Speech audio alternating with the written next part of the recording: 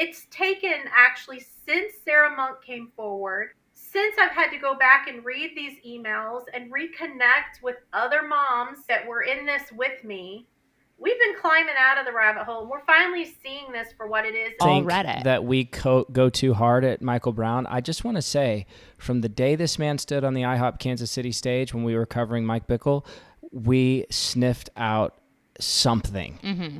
And we've been going hard ever since. A whistleblower does not silence the alarm. A whistleblower does not tell mothers not to post the truth on social media. A whistleblower does not tell mothers whose children been essayed not to take it legal. He's making it sound like this is all just make believe or something, like fell into a rabbit hole. Are you kidding me? There's emails. We read the emails. What he said was don't post on social media because we don't want Globe to think you're attacking them. That's what he said. That's exactly what he said. So now he's like switching it up. Globe's image. It was all about Globe's image. It makes no sense for any honorable man to do this, but it makes sense now because the blood is on his hands. So he found this out about Keith Lashbrook in 2008. And then in 2010, when this is starting to get outed at Globe. Michael Brown, your world is on fire and you are the one holding the match every time. Because he could have actually stopped some of the essay from happening. All of it from happening if he would have told them. Correct. If he would have told Globe right away, hey, this guy did all of these things so bad, so terrible that I had to fire him. All right. You probably should fire him too. Somebody send this to Brown. Wake up and win. Wake up and win. Wake up and win. Wake up. Hey, what's up, guys? Welcome back to another episode of the Wake Up and Win podcast. We're your host, Blaze. And Christina. Great to see you guys today.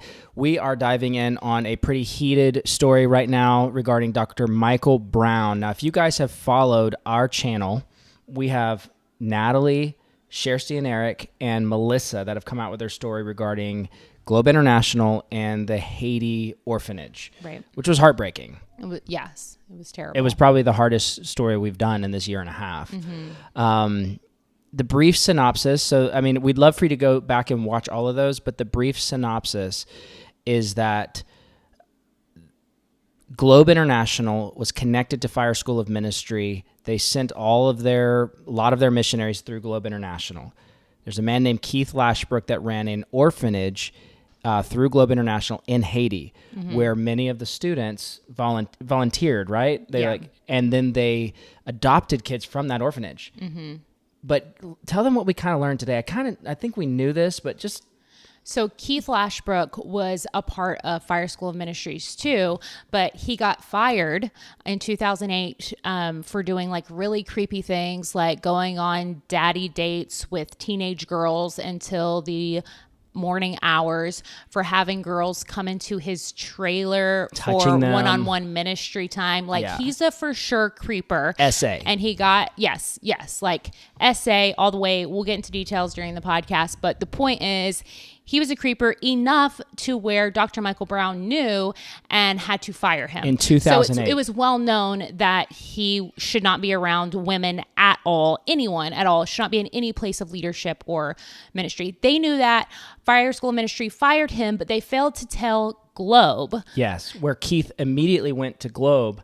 Well, he was already a part of Globe. He's already part of Globe, has an orphanage in Haiti, but they don't mention it. Hey, we had to fire him because of these disgusting things he's done to women on our campus. They didn't tell Globe that. Michael Brown. Keith goes, and he is in charge of all of these young children. Orphans in Haiti. Mm-hmm. And so from 2007-ish to 2010... there's this CSA going on in Haiti orphanages. Mm-hmm. Michael Brown had to fire Keith Lashbrook in 2008 because of these same types of allegations, but did not make it known to Globe. Not only didn't make it known to Globe, but talked to his graduates who he knew were going there, working at that same orphanage, and who were adopting kids from there, and who were actually doing some volunteer work for Keith Lashbrook. Was working for this guy he fired, and he didn't mention once to them, like, hey, stay away from that guy. Watch out for Keith Lashbrook. Hey, he shouldn't be around kids. He shouldn't be around you. He shouldn't be around anybody. Like, didn't mention a word about it. Not a word about it. So Royce Report picked up on this story after after the interviews that we did. And Well, actually, Royce Report picked it up first, but it just took them longer to do it. true. So Rebecca had started working with Natalie before Prior the interviews came to the out, interviews. but she just went, covered all of her bases, went and talked to every person Yep. and got their side of the story, even talked to Dr. Michael Brown, which And that's is, one reason why we're talking to Natalie again today, because Michael Brown put out a one-page statement that is a very strongly worded statement.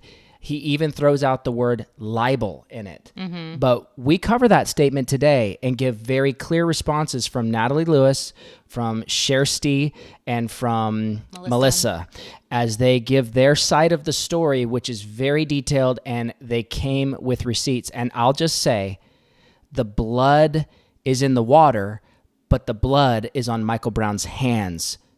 And I know he doesn't want to believe that, but his lack of whistleblowing and advocating for these children, beginning in 2008, without making public Keith Lashbrook's name, it caused the follow-up of the CSA that took place in the Haitian orphanage. And this is why he doesn't want this story out. So that said, let's welcome to the show, Natalie Lewis. Hello. Thank you for having me. Yeah, thanks for coming back on. Now, after you came on the show a month ago, did you have any new updates or people reaching out to you or anything? Because you guys really told your story at a gut level. I mean, it was very honest and open and just out there. So what happened after you told your story? Yes, I've had just a lot of outpouring of support.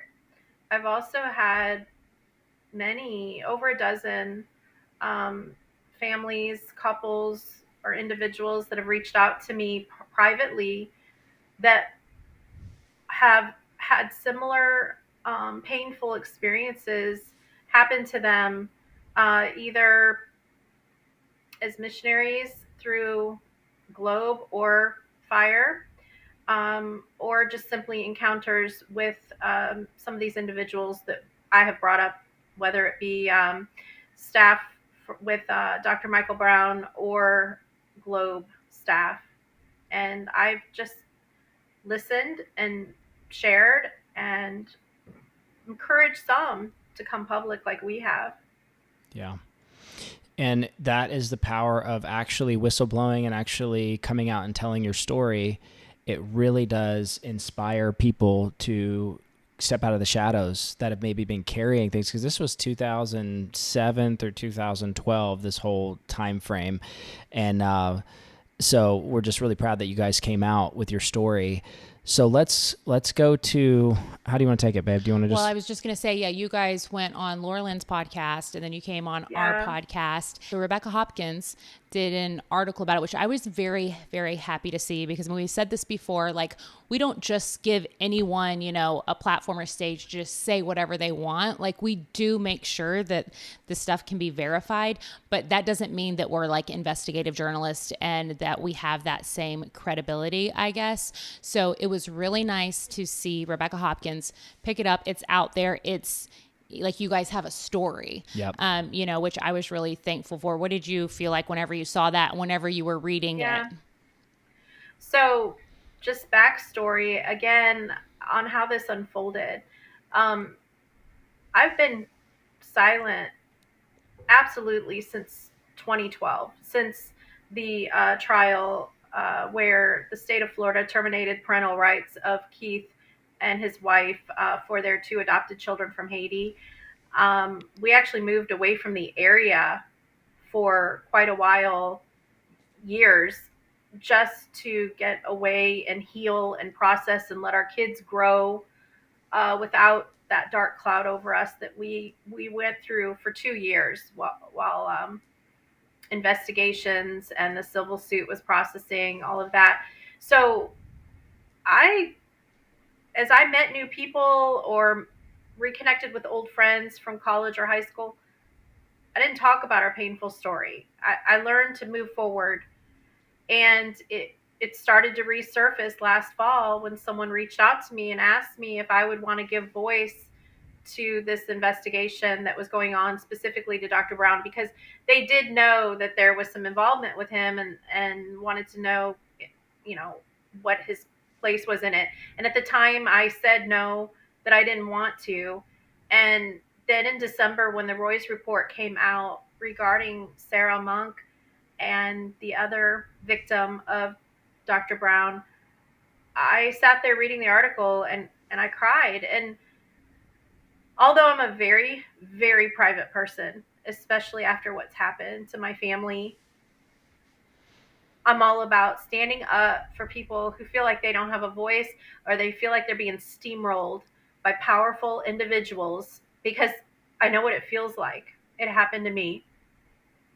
So I spent another 6 weeks actually just praying and not knowing what to do, or how, does anybody care? And it was watching, like I shared on my interview with you last time, it was through hearing Londa and then Catherine Marialki and what they had to say, this began to process. So the first person I actually spoke to that week, besides the line of fire investigator, was Rebecca Hopkins. And I will say that she did an amazing job. She took her time. She went to any person that was mentioned to verify if I, mentioned the fire whistleblower or Tom Berry as the former staff member that had supported and wanted this to be out there. She verified everything, and I was so proud of her work with that article. That's awesome. Yeah, she did an amazing job. So one of the things included in the article, like you said, she goes to each person and, she verifies the story. And so she did go to Dr. Michael Brown and he wrote a response. And let's pull that up. I think we should read through that and talk about it. Due to the serious nature of these allegations, I have drawn up this detailed statement. It must be posted in full in unedited form to ensure that there are no distortions. Here's my statement. I am writing to respond to this latest accusation with a sense of disbelief of how baseless and increasingly vile these accusations against me are becoming. I am profoundly disappointed in the Royce report giving an indiscriminate voice to every complaint, real or imagined, without caring about the profound and irreparable harm that comes through the mere repetition of falsehoods. In regard, the latest accusations about covering up abuse in Haiti with something like disbelief, as if I fell into a rabbit hole. I will state the facts only briefly, without any expectation that it will satisfy those determined to find evil everywhere. I'm sorry. I'm just like, okay, yeah, let's. Dude, this dude has literally done like the entire opener is basically gaslighting everyone. Mm-hmm. He's like, I fell into a rabbit hole. I'm in total disbelief that these things are so baseless and vile, and they're real, or the things that are real or imagined. Every single complaint the Royce report just gives a voice to. It's like he's making it sound like this is all just make believe or something. Like, fell into a rabbit hole. Are you kidding me? There's emails. We read the emails. We read them out loud on our podcast. Like, you said these things and did these things. You told them not to go legal. You told them not to post on social media. We all read it. That we go too hard at Michael Brown. I just want to say, from the day this man stood on the IHOP Kansas City stage when we were covering Mike Bickle, we sniffed out something. Mm-hmm. And we've been going hard ever since. Mm-hmm. And I'll just say, we have not been wrong. We have not been wrong. And here we are now finding out the depth of the depravity. And we'll read through this whole thing, but not one place in this entire article, his entire response, is a word about the children. Mm-hmm. Not a word about the children and the victims, or at least showing any care for them. But let's keep going. Milissa, do you want to speak to the opener there for a second? I'm sorry, Natalie. Okay. You can keep reading. I'll let you read. I want to say one more thing, though, just because it made me so mad to read it, because he's already making the mothers of children who were abused, I'm sorry, but he's making it sound like y'all are crazy or something. He's making it sound like y'all are unhinged, that this is just your imagination. And I just can't handle that. I just can't. I'm like, what? It's like an abusive husband that wants to that has a louder voice than the wife. And then he just makes her out to be crazy and tells her, yeah, she's crazy. Yeah. And he says it so much until she yells and then says, see, look, she's crazy. Yeah. That's basically what he's doing. Yeah. So to go in and call these real or imagined, like making everybody else think this is just make believe. It's like, no, we've read the emails. We know. Anyways. Okay. So he fell into a rabbit hole, he feels like, because he just can't believe this. Poor guy. I will state the facts only briefly. Oh yeah. Without any expectation that it'll satisfy those determined to find evil everywhere. We're not determined to find evil everywhere. It's like these children were SA'd. There's evil here, Brown. Yeah, it's already Michael here. Brown, the fact that you're not going to point out the fact that this was evil, what happened, and you're instead going to say there's people determined to find evil everywhere, like it's so messed up. All right. Contrary to the accusations, I and my team at Fire functioned as whistleblowers.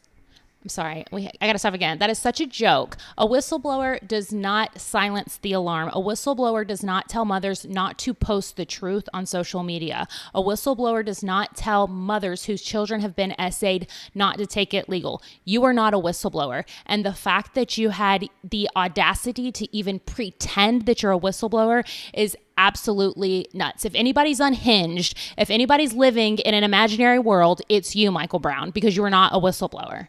It's true, and I'll say that he's definitely in a place when he's writing this where he's under investigation by Firefly, and he's under the gun all over social media, and this is, in my opinion, one of the most unhinged responses to this issue. Mm-hmm. There's way better ways to respond, even if you want to lie about it, or if you want to mischaracterize what happened, or if you really believe your own story.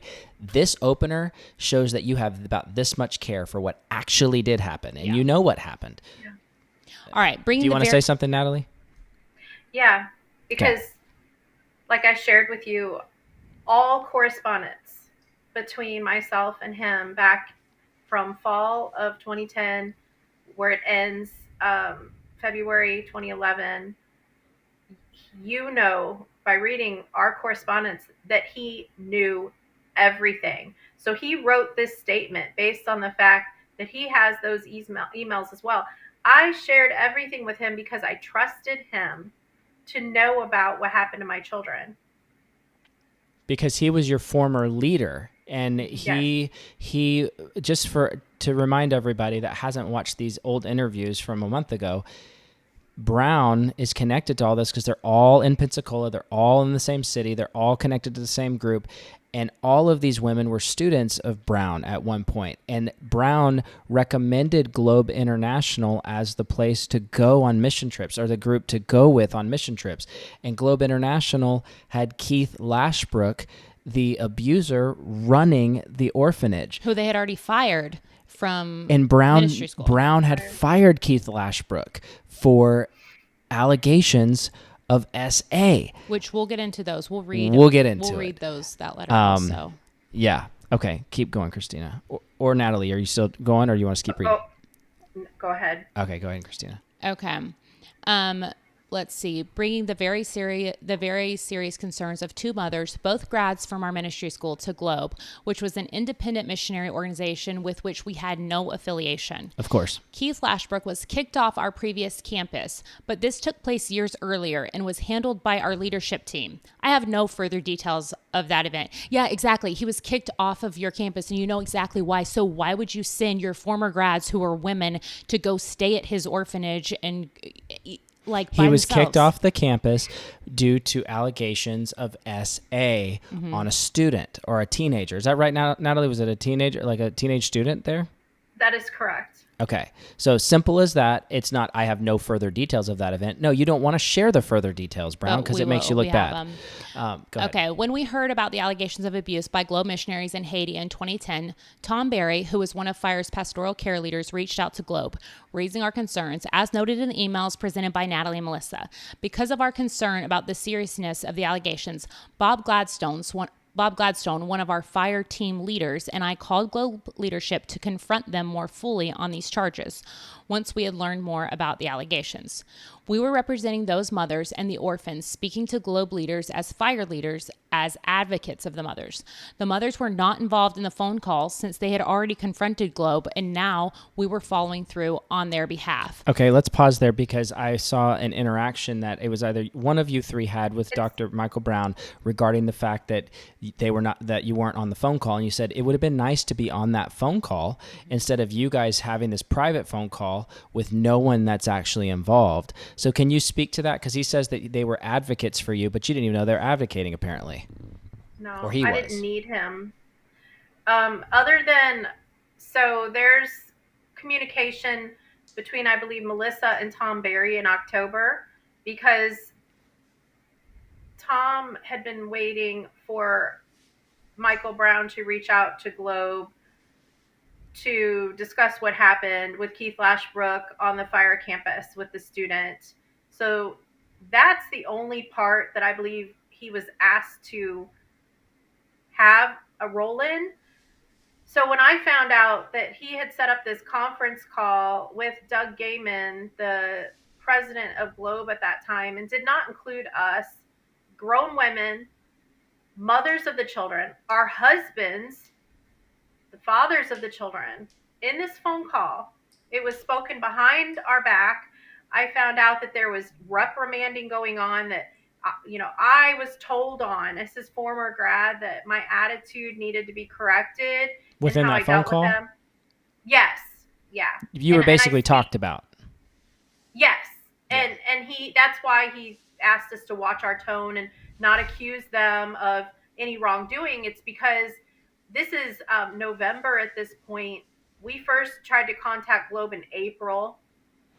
We're a little weary at this point. 6 months? So, is that right? 6-7 months out of child essay allegations that are legitimate, that turn out to be legitimate, and it starts in April that they blow the whistle, and Brown says, "Oh, we were advocating for them," but no, he let it sit for 7 more months before he actually went to Globe.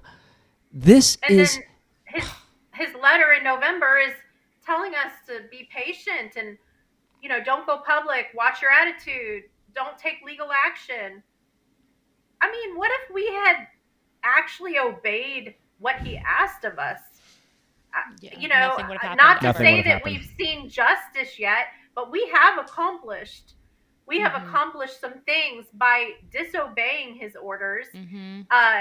Keith was pulled off of the field, so at least he's not harming Haitian children anymore in the country of Haiti.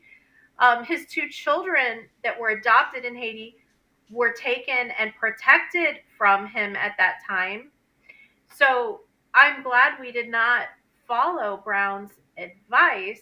But it is my email that was sent to him after we found out that he'd had this conference call with Doug Gaiman, a man who to this day would never return my phone calls, would screen any phone call as I would call Globe and politely ask to speak to him. He takes Brown's phone call, not mine, a mother and someone who had volunteered for Keith Lashbrook. And so I am very frustrated after I found this out, and that we were discussed and tattletaled on to our former leader, Brown. So that is my email there that is saying, thank you for talking to them, but I would have appreciated being included in this. Why is this being done behind our back? As if it's, the parents and the principal and the child has to sit out in the hallway. So that was the beginning of my frustration with him, not even needing him in this. Yeah. He likes to insert himself. Yeah. Let's keep reading. Okay. It is a despicable falsehood and libel to say we told the mothers not to go to the authorities, as some are alleging on social media. Well, maybe you can put up on the screen. I will put his email where he literally says that. I don't even understand how he wrote that sentence. Yeah, just read this paragraph, because this is like the way he forms this based on that former email that he knows we all have. It's yeah. They had already gone to the police, and ultimately the charges were reviewed by the FBI and ICE. Our leadership suggested to the mothers that they wait on private legal action against Globe until the investigation was done and criminal charges clarified, in order to have a better idea of what happened and how Globe would respond.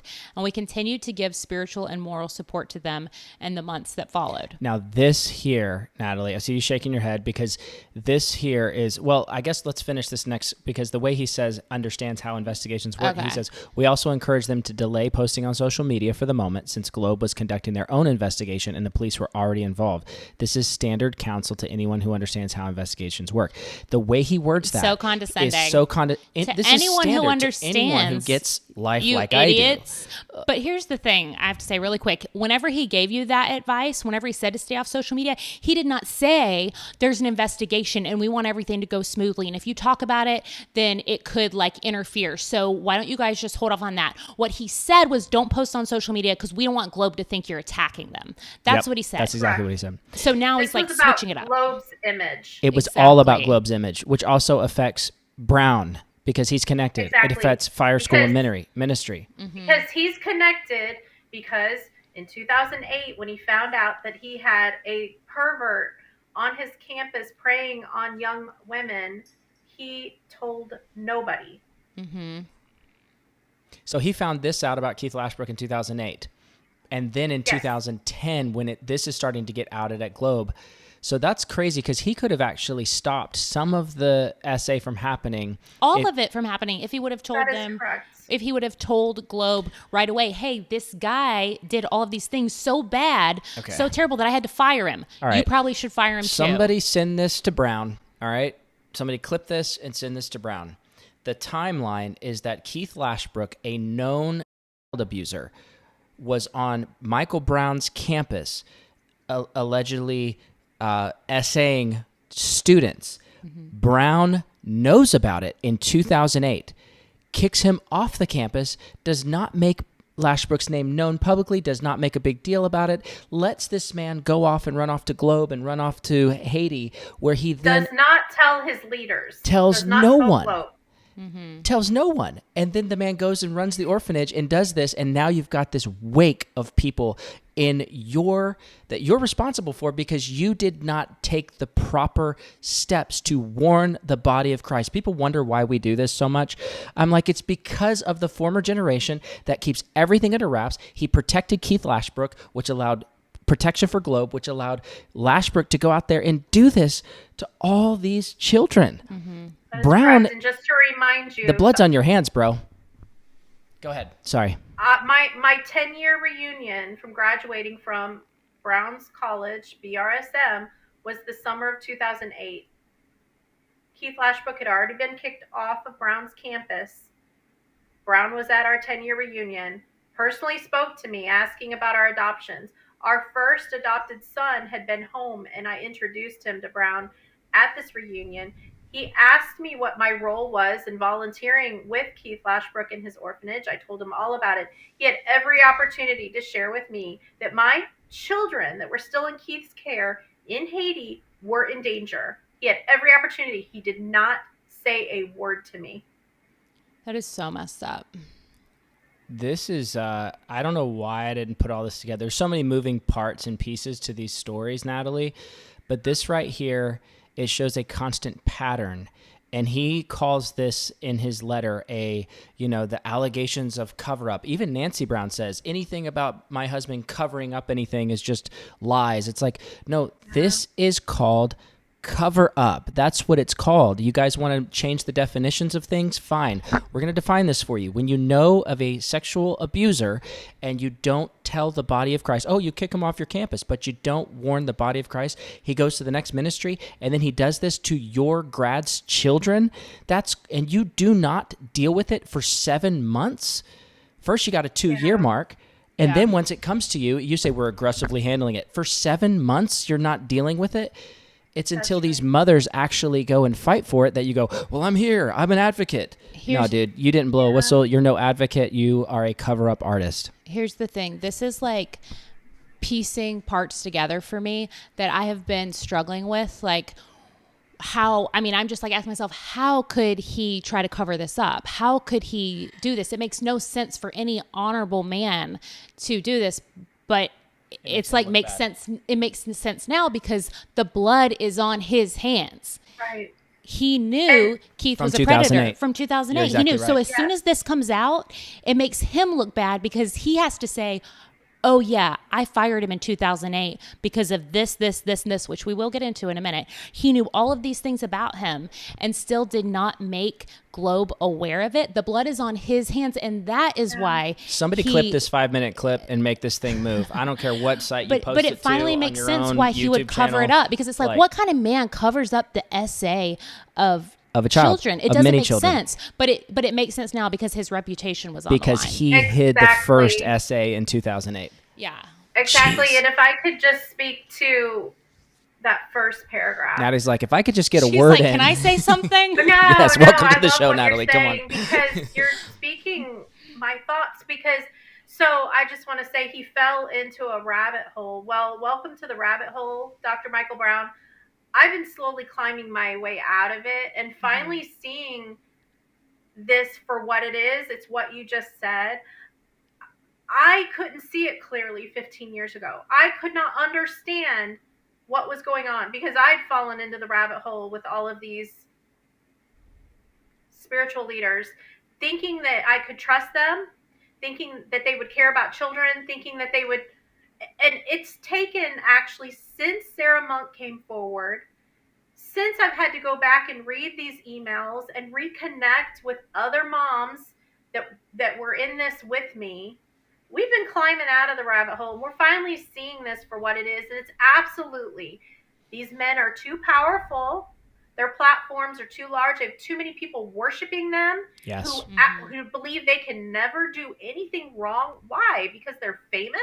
Because they have, a so-called word from God, or I could really go there. I just want to say I'm seeing it finally for what it is. He had his ministry and his name to protect. That's all that matters. And as far as Nancy Brown, she's got to protect his name and his ministry. I see, this sympathy out there for her as the wife. Well, let me just say, I worked for BRSM, for Dr. Brown, for almost 2 years. I passed Nancy Brown several times a week in the office, in the hallway. That woman not one time said hello to me, dared to look at me, even if we were the only 2 people in the hallway. Never asked my name, introduced herself to me. This was not a very big school, by the way. I wasn't in that inner circle with her favorites. As far as Nancy is concerned right now, we are all just gum on her shoe that she needs to get off so she can go about their business of their ministry and their calling. We are an inconvenience to them. I'm a nobody. And the only reason I've been able to speak up is because people like you, Blaze and Christina, have allowed me to have a voice. 15 years ago, I didn't have a voice. Well, we're proud of you. And, I think that looking at Mike and Nancy Brown, the way they talk to you, the way specifically Michael Brown talked to you in these emails, it shows me you're a 10-year grad. It's not like you're a 19-year-old student. You're 10 years out from his school, and he's still treating you like you're a student. Mm-hmm. He's treating you like you're an 8th grader. Like, hey, make sure you watch your tone. Make sure you this. You're like, dude, I am a mother that has children that were by people that you knew were SA people. You knew that these teachers were already this way, and you let them. So it's like, this is pretty damning. I'm kind of mind blown right now. Let's keep moving in this and get to the end of it. So Christina, I'm gonna let you keep reading. Okay. Did we already do that? Yeah, we did. Okay. So we also encourage them to delay posting on social media. Oh, we did that one, how investigations work. I actually want to speak to this. He says, this is standard counsel for those who understand how investigations work. Well, the problem is there wasn't an investigation, and he knows this. Right. The investigation, y'all went to and clarify this, Natalie, but they went to the police, and the police said, we can't do anything because it's overseas. So that was a pretty quick open close, right? And go ahead. I'll clarify. So Milissa went to the police as early as April 2010. and was turned away from filing a police report because they said it was out of their jurisdiction. She actually reached out to her adoption attorney because we were all currently wrapping up our adoptions because our children had come from Haiti on humanitarian parole because of the earthquake. Most of the children, their adoptions were not complete, and we had to complete them in the States as part of the requirements of humanitarian parole for these children. Her lawyer told her how to go back, do it again, and that they can't turn away a police report. And she didn't know this. So we're all blindly going through this. So and then Department of Children and Family Services did reach out to Milissa, and in turn, they reached out to me and several of the other families and took testimony from us. And through that, somehow, there was FBI involvement that was taking place behind the scenes. There were other families that their children had even been interviewed by FBI through the summer of 2010 in other states. Our children were not. And so if you move forward, if something came up, we, at this point, summer of 2010, we would have simultaneously let Globe know because they had their Haiti task force, and we would have been letting an assigned Department of Children and Family Services caseworker know as well. And then when you jump forward to November, after this letter came out, when my daughter opened up to me about Keith Lashbrook as an abuser, and that was exposed, I immediately called the police. They were at my home within an hour taking testimony from my children and myself. That was late November 2010. January 2011, so this is after Brown's letter, is when ICE reached out to us and they began interviewing the children and moving forward from there. The other thing I want to say is around the same time, in October 2010, we were beginning to receive legal counsel. We officially did retain an attorney, and our attorney told us the opposite of what the expert Dr. Michael Brown had to say. They said we need to go public. We need to get this out there. Our attorney was in contact with first FBI, then ICE, beginning the fall of 2010, and then on, where the professionals were aware of the fact that we were going to take our story to a local public arena because Globe was located here, Keith Lashbrook was located here. So their advice was opposite of the so-called expert. So your attorney said that back then when Brown was saying not to speak on social media about this and not to talk about Keith Lashbrook, there's that message that he sent to you, right? Brown sent a message and said, "Hey, take that social media post about Keith Lashbrook down." And at that point, I was not, I wasn't afraid. Or you said no thanks. That student in me was not. I'm there 10 anymore. years out. I will control my own social media. Thank you, HOA president of social media, as Christina has called him. But yeah, so this says this is standard counsel to anyone who understands how investigations work. But a legal expert told you in 2013, no, you actually should have gone public about this. Like, it needed to be public. So it's the opposite. It's our attorney, Autumn Beck, Pensacola attorney, wonderful, wonderful attorney. She became our friend. She was our advocate, not Michael Brown. She connected us with a local reporter that's very well known in our area, Rick Outson. You have a copy of that. It's called In Weekly. It's in every public place when you walk in Pensacola. It's there. She connected us with him and with local media because they advised us to go public, hoping that it would put pressure on the federal investigators to do their jobs. And that's how this works. And this is also why you continually see Michael Brown use the same playbook that he used in 2010 to silence you guys. He used it in 2023 to try to silence people who were speaking up about his friend Mike Bickle. He told everyone to be quiet on social media with their stories. But it was the loudness of the stories that made other people come out about the essay committed by Mike Bickle to multiple women, and it gave courage. And so, anyway, this is just, we're just going to drive this point home because he will not gaslight you and the whole charismatic movement into oblivion on this about everyone understands how legal investigations work. Well, we know that Globe had their task force, which was a mess.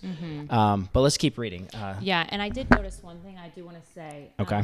Because just to cover our bases here, he says, 2 paragraphs up, it's a despicable falsehood and libel to say that we told the mothers not to go to the authorities, which we'll show in the email. He says not to go legal. So this is what he does whenever he writes stuff. He's careful with his words. He twists it around to say, I never said for them not to go to the authorities. That's like libel, all of these things. Okay, you said for them not to go legal. That's true. You know what I mean? So then he's switching it up to where it's like, yeah, nobody said you told him not to go to the authorities. Yeah. But he's using that as his defense. Anyways, since I had made that point earlier. Don't go legal on Globe. Give them time, all this stuff. Kind of like we gave you time, not we, but kind of like he got time from the time he kicked Keith Lashbrook off the campus in 2008. See, Brown is always buying time. Well, that's what he did with IOP KC too. He would always go on stage and say, I'm talking with the IOP KC board. I'm talking with them. We're working together to get a third-party independent investigation. Just wait. Be patient. Wait. Be patient. Don't post on social media. Kind of like when I read your emails, Natalie, he was like, yes, I'm talking to Globe. I'm in conversation with Globe. He never says what Globe says. He never says what he says to them other than that initial one where he told them that he told y'all to cooperate and not post on social media and to believe the best in Globe. That's literally all he says. But in the following ones that you've sent where he's like, yes, I'm in touch with Globe. I'm talking to Globe. But you're like, okay, well, what are you guys saying? Because there's literally nothing happening and we have no idea what's going on. So he just stalls the process. You'll notice I'm a person of many words. I'm telling him everything, and then he's barely responding with, I'm definitely going to Globe on your behalf. But he God never bless you says and your what beautiful they're family. discussing. Yeah. Okay, let's read this. My younger, naive self. I've learned since then. Okay. It says, this advice came from Bob Gladstone and myself on behalf of our leadership team. Way to throw Bob Gladstone under the bus real quick. Get him back in here. Yeah, because he's been stepping up. Yeah, go ahead. Well, I'm just saying he's been stepping up and making statements about Dr. Michael Brown. So he's like, you know what? I think I'll throw your name in here and throw you under the bus. Well, just to mention too, in our last podcast we did, it's just crazy how everybody's connected. Everyone's connected. Our last podcast we did a 2.5-hour episode with some whistleblowers out of Josiah Johnson's little cult that he ran down in Alabama. Well, it just so happens that Josiah Johnson had mentioned the possibility of Bob Gladstone being a spiritual father or apostolic covering for Josiah Johnson, and he kind of made his people aware that could be the case. And so when his people, Stuart and Casey Graham, reached out to Bob Gladstone, they said, hey, is Josiah Johnson mentions you as an apostolic father. Is that true? And Bob Gladstone says, no, there's zero relationship like that, zero accountability between us. There's another point that was made, I think, in this podcast too that we did where Bob Gladstone, or maybe it's on their website, where Bob Gladstone broke fellowship with Mike Brown. Oh no, maybe that was on Ron Cantor's site. Well, but he started breaking fellowship with Mike Brown over Mike Brown's response in the midst of all this stuff with Sarah. And he also confronted Jeremiah Johnson about his dream, all this stuff. Bob Gladstone's name keeps popping up around here. And we like Bob. Say that. Can you speak to that real quick? Just because you guys are the ones that are affected by it. Yeah. I have the utmost of respect for Bob Gladstone. So I can speak for Milissa and Sherstey as well.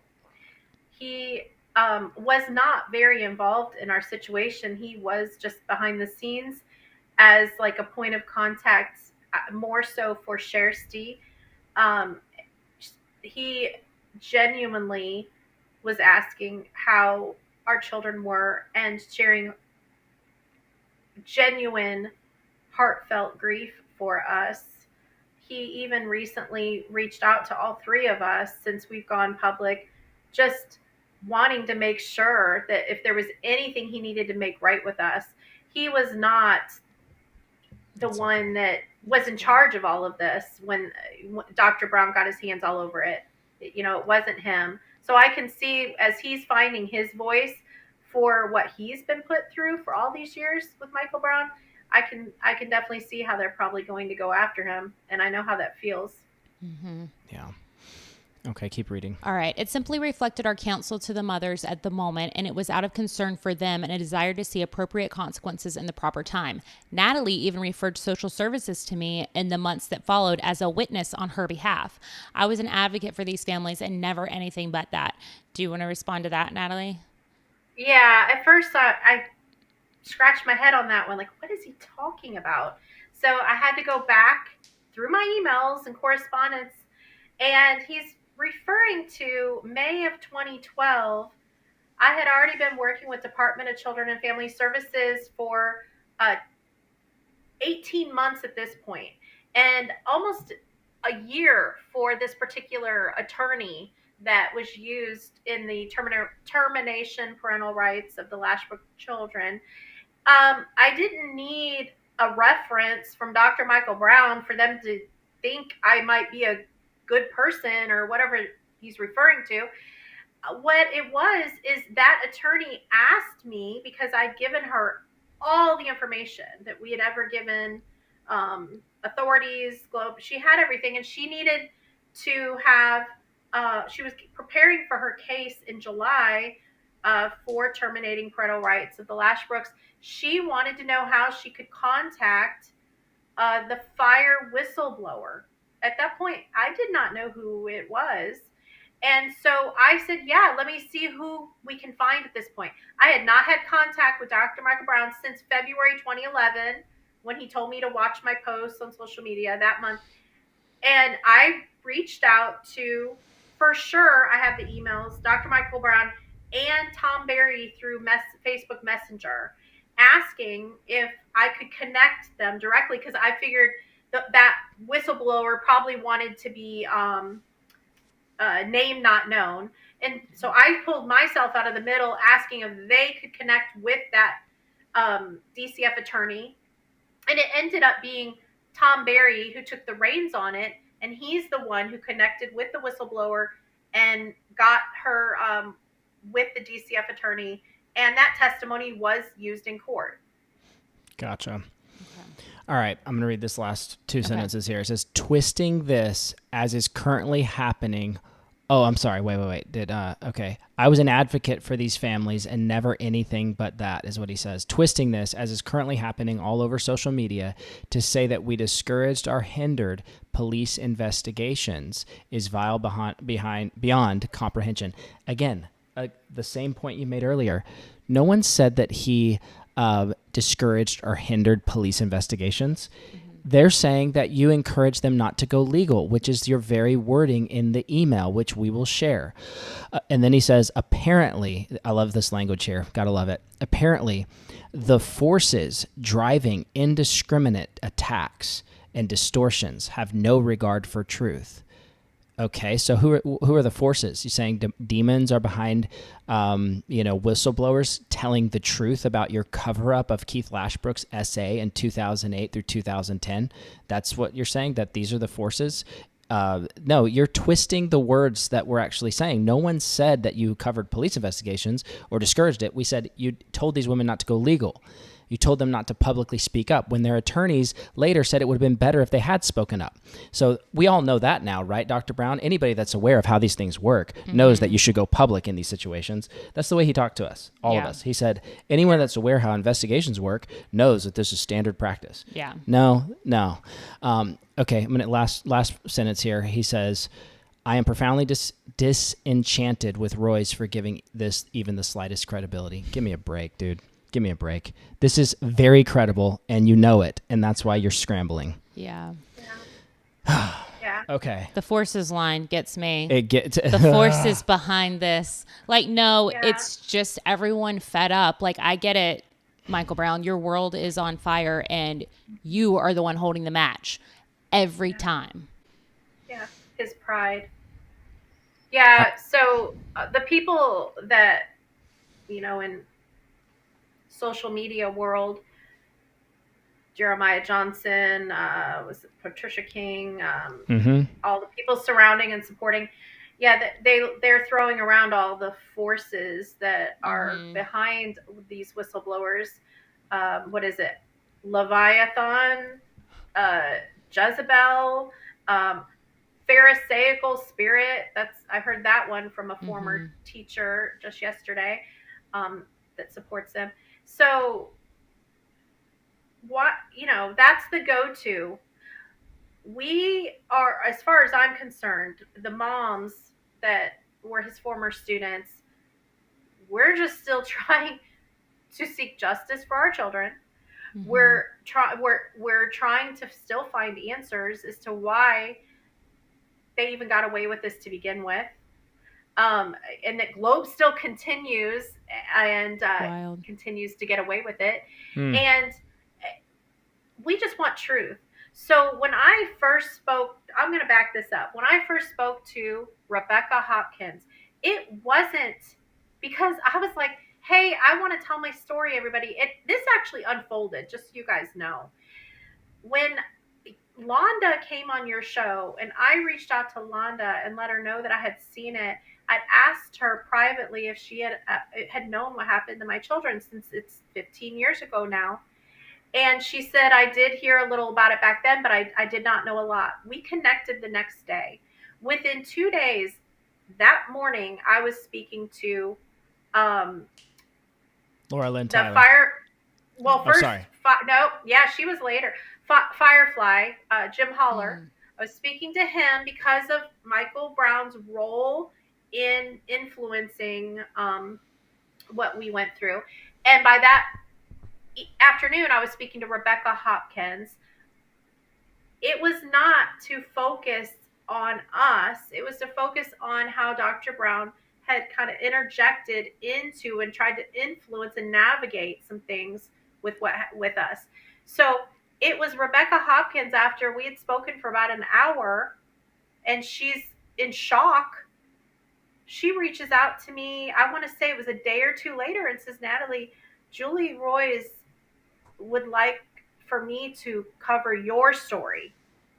So it started with that. And then a few days later, it was Laura Lynn who reached out to me. And then here we are with you guys.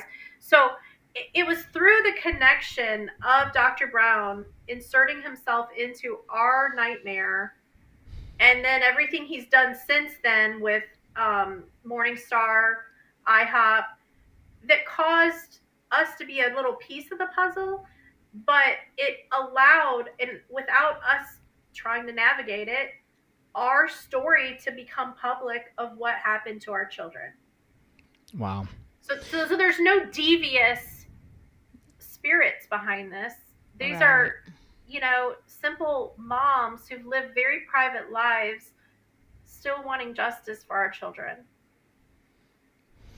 Well, we're so thankful that you've spoken up. Go ahead, Christina. I just have a quick question. As you're talking about that, as you brought that up about, like, you're seeing these responses from Jeremiah Johnson and Patricia King, which I'm seeing too, and I know I have a reaction to them. But how do you feel? Like, how does that make you feel to read those whenever you know who you are, you know you're a mom, you know what your intentions were, you know what you did, and standing up for your kids, standing up for truth, and to have these people that are somehow these well-respected in certain circles, prophets, throwing around spirit of accusation and, like you said, Leviathan and Jezebel, and how does that make you feel? What is your reaction whenever you read stuff like that? So 15 years ago, it would have crushed me, because I walked out some very hard and painful paths with my children because of what other men did to them. And just, I've had to grow up a lot.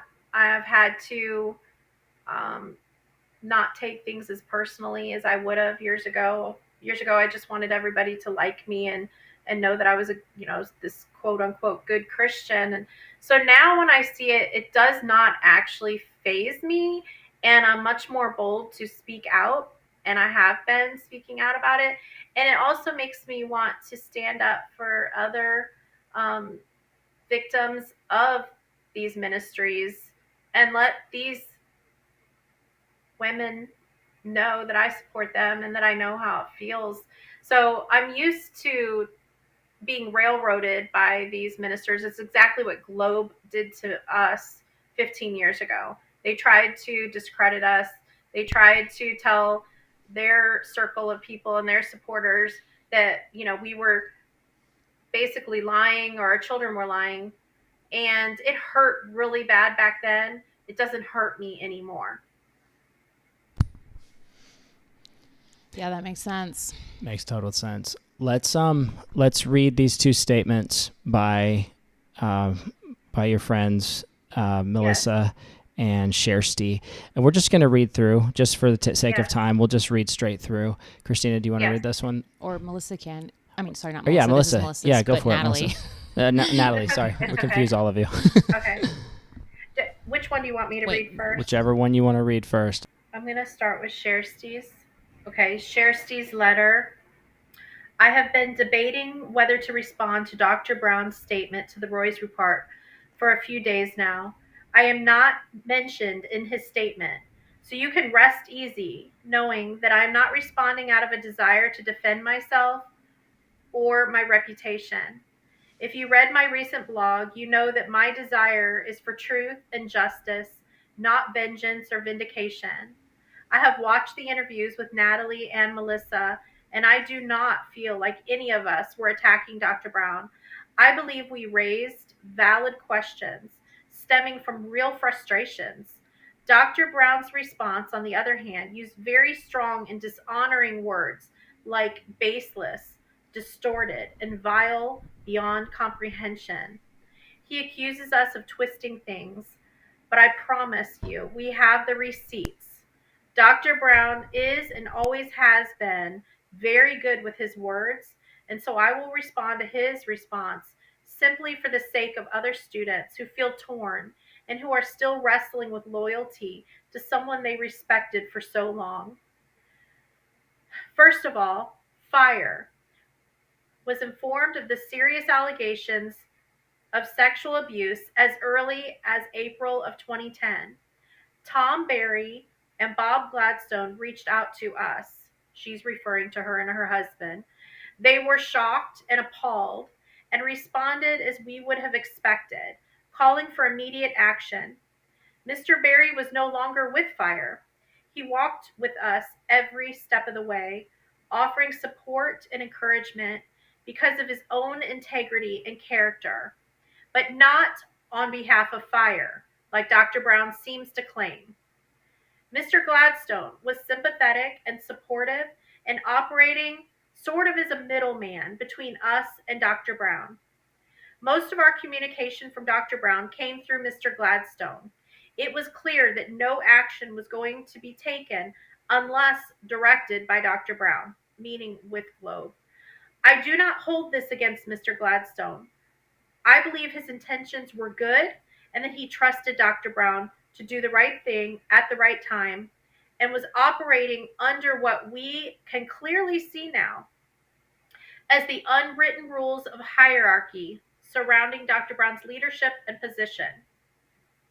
All that to say, Dr. Brown was informed of the allegations in April, but did not appear to make any effort to reach out to Globe until November of 2010. I have the email correspondence between Dr. Brown and Globe, and if anything, Dr. Brown was representing and advocating for them, meaning Globe, not the adopted families, as he claims. Dr. Brown was never a whistleblower or an advocate. FIRE had already kept silent about the allegations regarding Keith Lashbrook's inappropriate behavior with teens in North Carolina. They knew we were adopting from the orphanage run by Keith. They knew the sexual misconduct allegations against him and did not think it was their place to inform us, their grads and current FI missionaries, of the allegations and therefore relevant risks to the kids and to our families.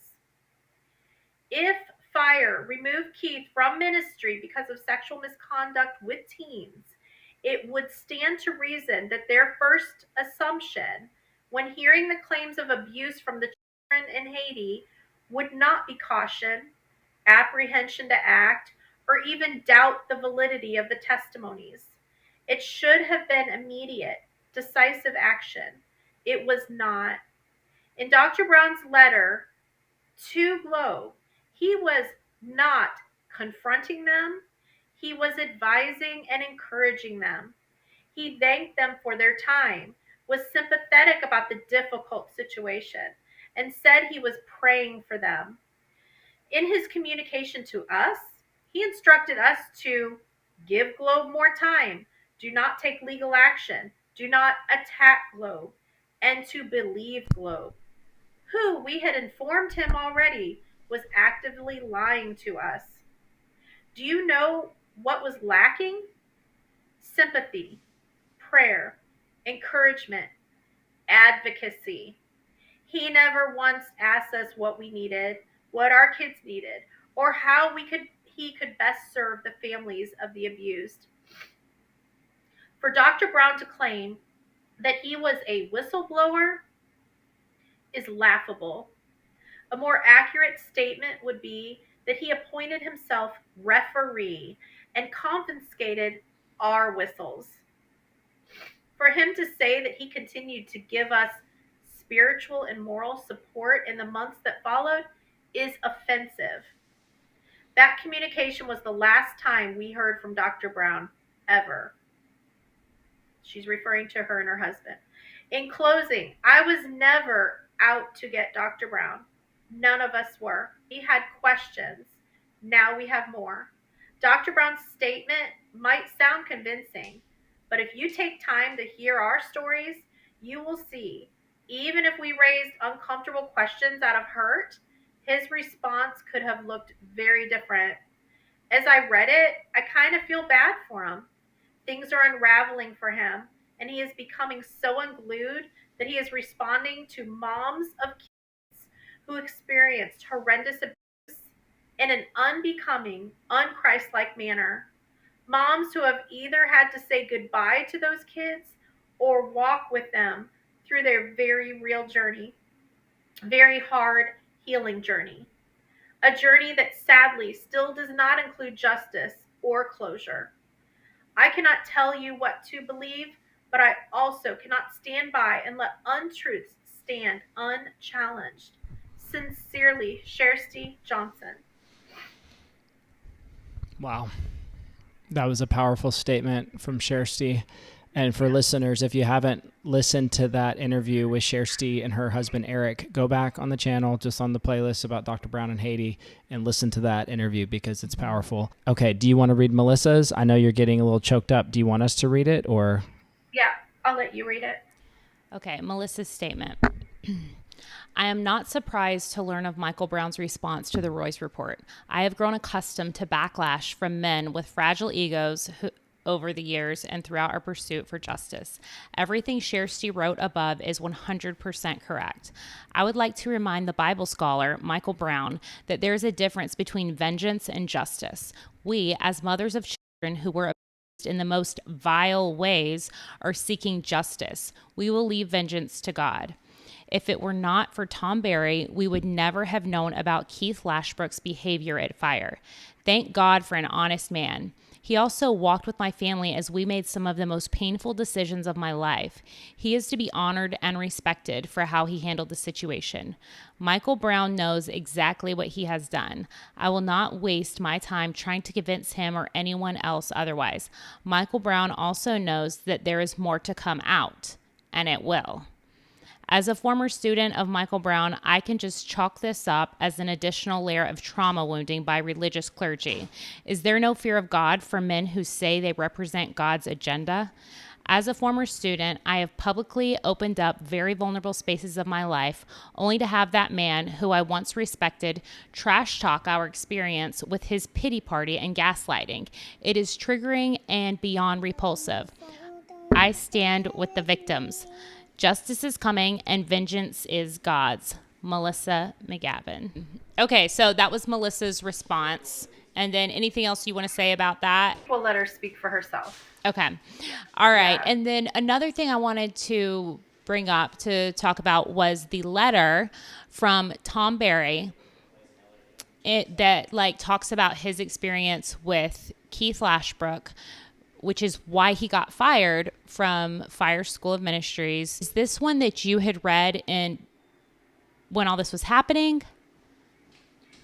So this letter would be his account, I believe, to the investigator. Did he write it in 2010? Yes. Okay. Yeah. Okay. Yes. Okay, let's read through that. Okay, it says, our experience with Keith Lashbrook. This is by Tom Barry. It says, in early 2010, my wife and I had sent a financial gift to help a family bring their children to the U.S. from Haiti. The family was friends with my daughter, who took a very active role in raising support for this situation. In early July, I received a telephone call from Melissa Evans, the adoptive mother and a friend of my daughter, Rachel, regarding the crisis that had become apparent with the orphanage in Haiti. She asked for counsel concerning the predicament and informed me of certain details regarding the frequency and severity of the sexual abuse that occurred. The present situation and my sharing of the information that follows is, for me, a source of grief. I do this out of a sense of duty to both the Lord and the well-being of the unfortunate children that remain under Keith Lashbrook's care. My prayer is that children will be protected from the continuance of this terrible tragedy and that those responsible will be brought to justice. Because of my past exposure to Keith Lashbrook, I can understand how this horrific situation would have developed under his leadership. I believe that Keith's involvement with female students at Fire School of Ministry and his subsequent interaction with Fire School's faculty and administration have a definite bearing upon the crisis at the orphanage. I held the position of pastoral care director for the student body and was the faculty member who had the most direct interaction with the problem that Keith caused among us. I later worked closely with the school director, Mr. Robert Gladstone, in the resolution of this unfortunate and very bizarre situation. It was Mr. Gladstone who advocated for the complete severance of contact between Keith and the Fire School student body. Because of this, I believe that I am qualified to relate what transpired.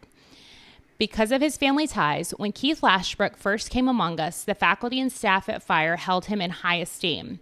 His daughter was very dear to my wife, Carolyn Berry, who had oversight of the female portion of the student body. Keith was entrusted with a team of students who traveled to Haiti on short-term missions trip. Initially, a number of the students took to Keith, and he seemed to be able to gain access to them in what was then seen in a positive light. Keith was living in Concord and was at the school more or less full-time. As time went on, I observed that during school hours, his time was almost exclusively spent with young female students, sitting next to them in class and interacting with them between classes. Upon investigation, it became apparent that things had gone badly awry. The following incidents were reported to us by students. A number of these were actually confirmed by Keith. So Keith confirmed these things happened. So here we go. Get ready.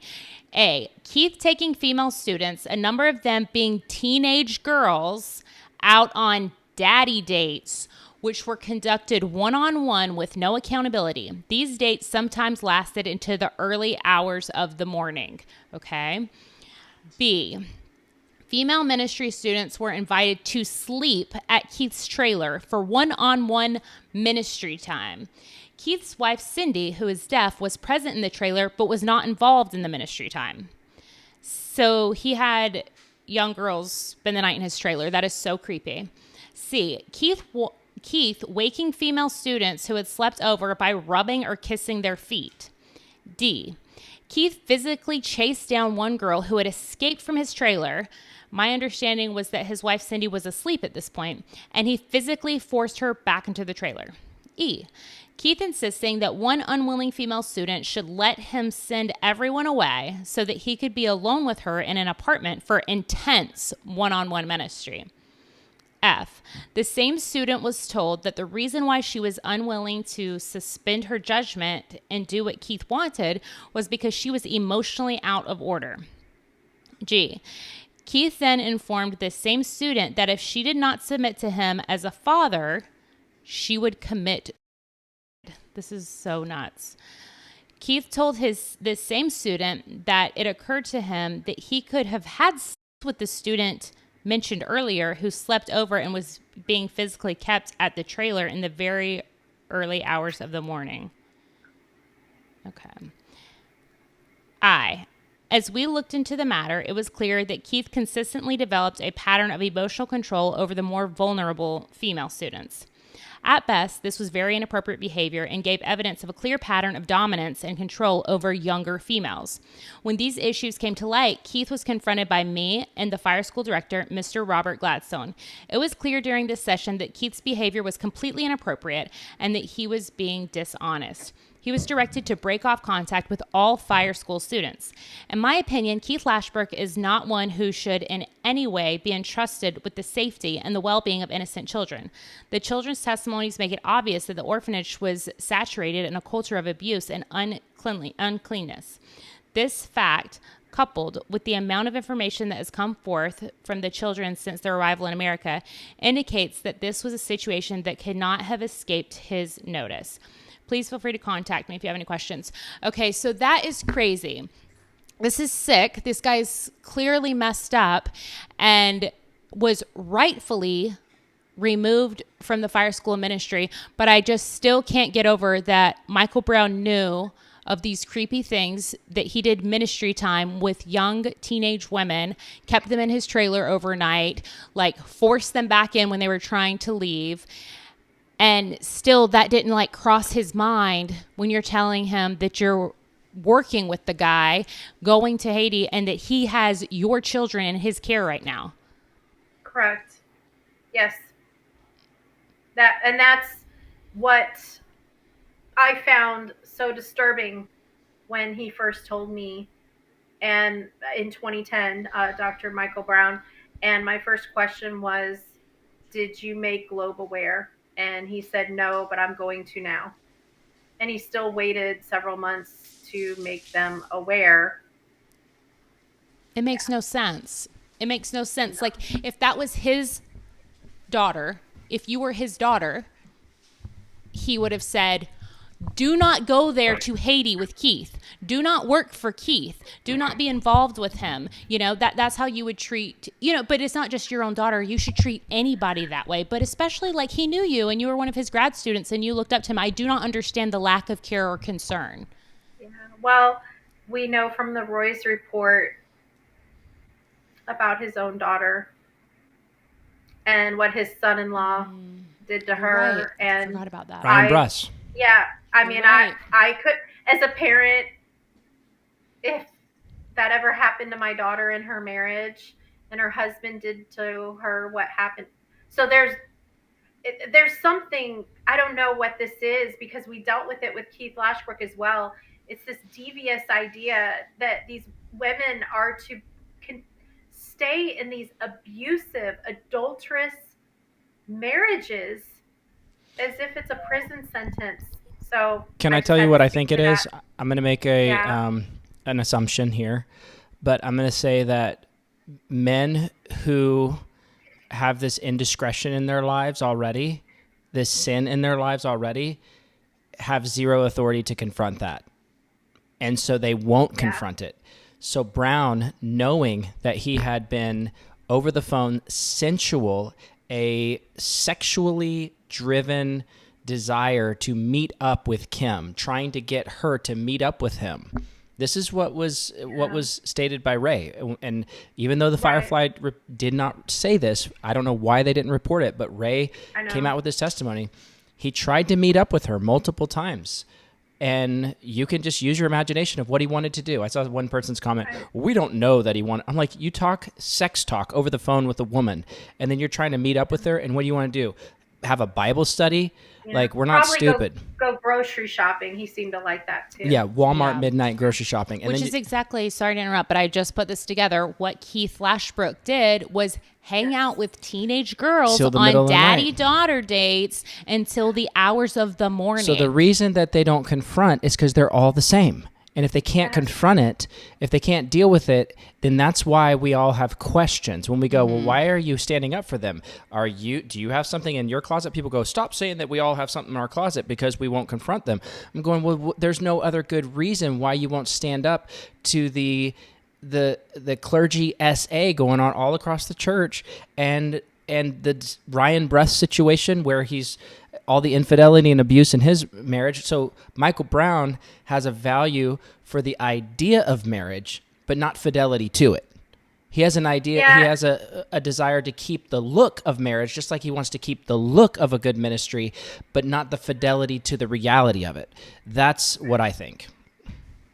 Yeah, and I just want to say, since Ryan's name was brought into this, I graduated with Ryan Brust and I worked with him, and I was utterly disgusted to find that out. And another thing, thank God for where we are, a day and age where we have platforms where we can openly discuss this, not gossip about it. We are bringing truth to others about these hidden sins that are being kept inside these church walls, inside these mission organizations. I've had so much more information brought to me because of going public that I'm not at liberty to discuss because it's not my testimony to tell. But I know so much more because I chose to speak up on a podcast like this. It's allowed people who've been bulldozed like I was to want to reach out to me and want me to know their story.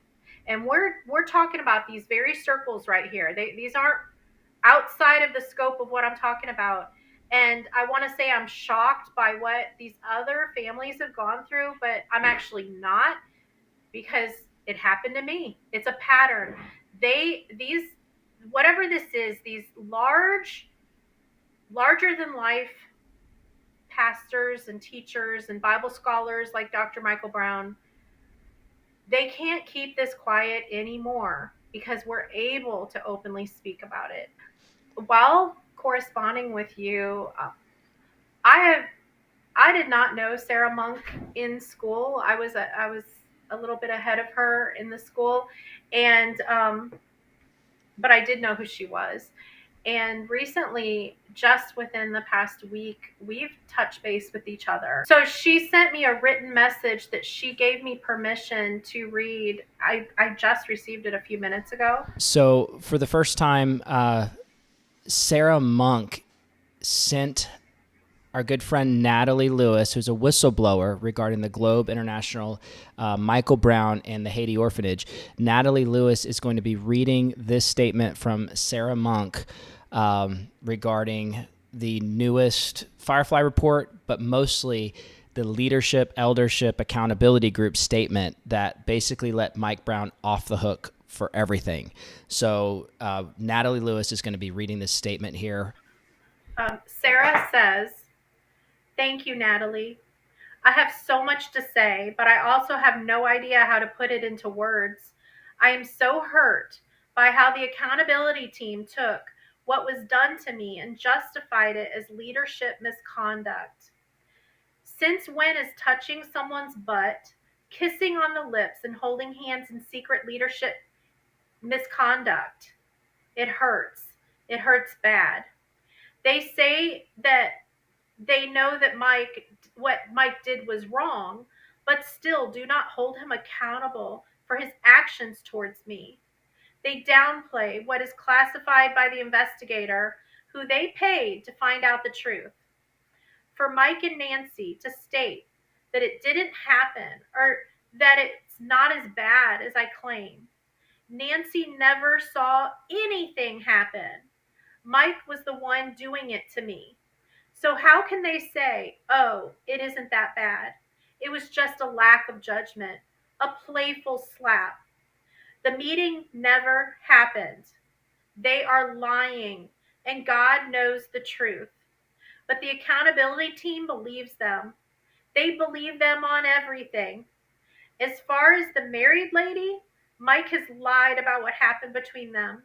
It was not only her words he wrote down, it was his as well.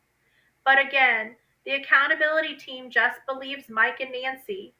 The way the accountability team has classified everything Mike did to me, the wife, Chris, Catherine, Londa, Fonda, Ron, Mike Labanovic, Niles, Steve Alt, Bob Gladstone, and others, is absolutely sickening. They have looked the other way. They see Mike as repented, but he is not. There are so many lies they wrote in the report that I can point them out. They believe Mike. And as far as me hurting Mike and Nancy's family, I did not touch Mike anywhere besides a hug. He touched me. He is the one who instigated everything. The accountability team report is giving pastors/ministers and out to cross physical lines with people. Just classify it as leadership misconduct or an emotional soul tie. They can kiss a single person when they are married. They can touch someone's butt and hold hands in secret. They also are saying speaking sexually to another is okay because it is an emotional soul tie. They want to throw the scripture to cover Mike's actions. It all just makes me sick. Wow. We wake up and win. Wake up and win. Wake up and win. Wake up.